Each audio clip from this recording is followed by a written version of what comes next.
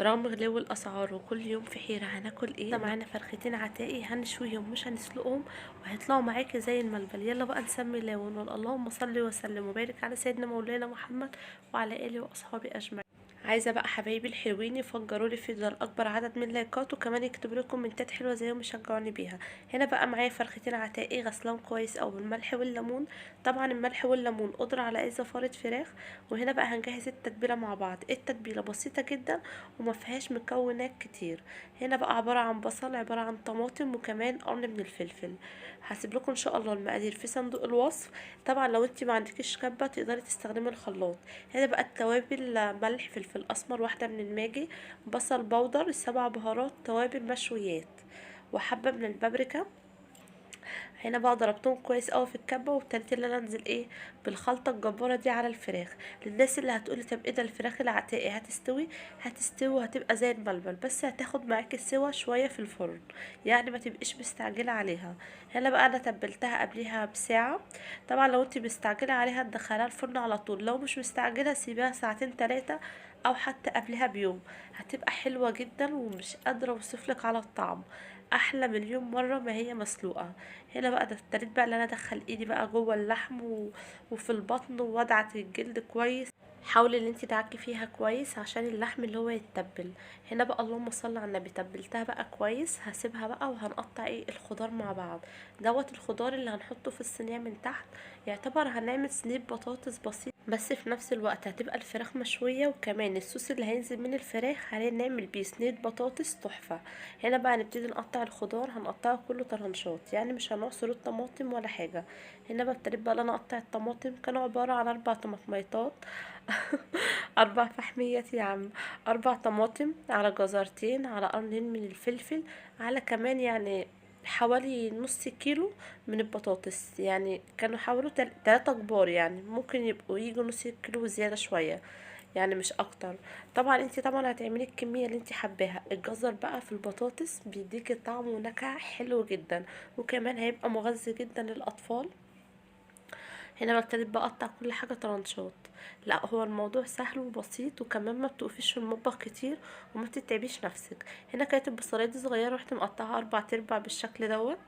اللهم صل على النبي. عايزاكم بقى تقولي لي التصوير بتاعي بيعجبكم ولا اغير لكم الواجهه شويه؟ ولو انتوا حابين حاجه اللي انا اغيرها في التصوير اكتبوا لي في الكومنتات، وانا طبعا ما اقدرش اتاخر عنكم. هنا بقى جبت الصينيه. ما حدش يتريق على صينيه امي. اللهم صل على النبي. جبت بقى الصينيه، كنت شايله كمان حبه من التتبيله اللي احنا كنا عاملينها من بتاعه الفراخ. رشيت بقى رشة فلفل اسمر، رشة من الملح، رشة من البابريكا، رشة كمان من توابل الفراخ. يعني من كل حاجة رشة، مش يعني ما تكتريش عشان ما تنسيش ان احنا حاطين تتبيلة من تتبيلة الفراخ وهي اصلا كانت متبلة. وهحط كمان معلقتين من الزيت. مرضتش نكتر الزيت عشان طبعا الفراخ العتاقي بتبقى سمينة شوية. طبعا الصوص اللي هينزل منها هيبقى يعتبر سمين، عشان كده كنت عايزة صينية البطاطس اللي هي تبقى خفيفة. هبتدي بقى ان انا اقلب الخضار. طبعا انا بهزر معاكم لما بقول لكم محدش يتريق على صينيه امي. طبعا الصينيه او الطاسه المحروقه ديت بتبقى في اي اللهم صل على النبي بيت مصري اصيل. هنا بقى جبت البطرمان ورحت حطيت فيه حبه من البطاطس عشان اللي هو يتقل البطرمان. حطيت من الناحيه ومن الناحيه دي، بس بعد كده هفضيه عشان اللي هو برضه هيبقى خفيف وهيقلب بيه البطاطس وكده. هروح انا بقى جايبه حبه ميه حطاهم في البطرمان بعد ما اقلب البطاطس واتبلهم بالتوابل كويس، وهدخلها بقى الفرن. شايفين بقى الجمال؟ مش قادره اوصف لكم بقى في اللحظه ديت الريحه، والله الريحه تحفه. هنا بقى جبت كوبايه ميه سخنه، ورحت ابتديت ان انا افضيها على البطاطس وسبتها بقى في الفرن براحتها. تعالوا بقى نعمل حبه رز واحده واحده. حطيت بقى معلقه من السمنه كبيره وكمان معلقه من الزيت كبيره. هبتدي ان انا اسيحهم على النار، وبعد كده هنزل بالرز. بس هقولك بقى على معلومة: لما تيجي تنزلي بالرز واحدة واحدة ما تغسليش الحبة اللي انت هتنزلي بيهم في الاول. طبعا هتبقي من يعني منقياه وضامنة اللي هو نضيف. ليه؟ عشان يتحمر معاكي بسرعة. طبعا لو مغسول هياخد منك وقت على النار وهيدخن الدنيا ومش هيبقى حلو خالص. هنا بقى شايفين لونه اصفر وحلو جدا واتحمر معايا على طول. بس طبعا بقيت الرز غسلته وصفيته. هنقلب بقى الرز كويس وهنشوحه كده لمدة كام ثانية على النار. وبعد كده اللهم صل على النبي هننزل بقى بالملح وهنطشه بالمية. مش عارفة ليه كل ما اجي اسجل لكم الصوت لازم اي حد من بتاع روبيكيا يعد شكل عمو بتاع روبيكيا مستقصدني. هنا بقى نزلت بالمية يا دوب بس هغطي الرز. طبعا ما تكتريش المية في الرز قوي عشان ما يعجنش منك، يا دوب بس هتغطيه. هسيبه بقى على النار يستوي براحته، واول ما يتشرب هروح مغطيه على النار واسيبه بقى مع نفسه. هو اصلا مش هياخد وقت على النار. تعالوا بقى نشوف الجمال والطعامة. هنا بقى كانت خلاص الفراخ بتاعت الشوت، وفي نفس الوقت البطاطس اتعملت. شايفين الصوص تقيل وحلو جدا. هنا بقى كانت سخنة قوي.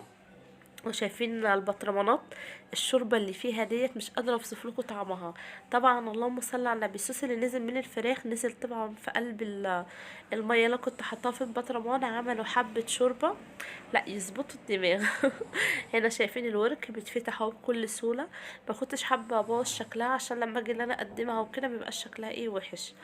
تعالوا برضه اوريكم الناحيه التانية. هنا بقول لكم حلوه قوي وريحتها تحفه.